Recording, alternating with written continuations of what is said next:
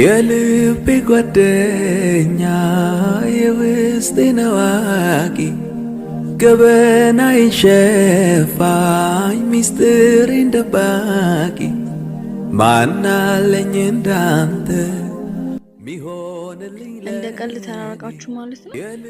ቆይ ግን ምን ተፈጥሮ ነው?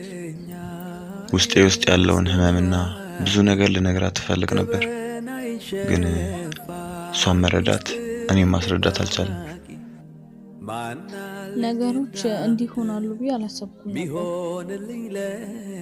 እኔም እንለያያለን፣ ነገሮች እንደዚህ ያልቃሉ ብዬ አንድም ቀን አስቤ አላውቅም ነበር። እና ምን አሰብክ? ግን አንድ ነገር አውቃለሁ። ምንድነው እሱ? ህይወት ይቀጥላል። የልቤ ጓደኛ የውስጤን አዋቂ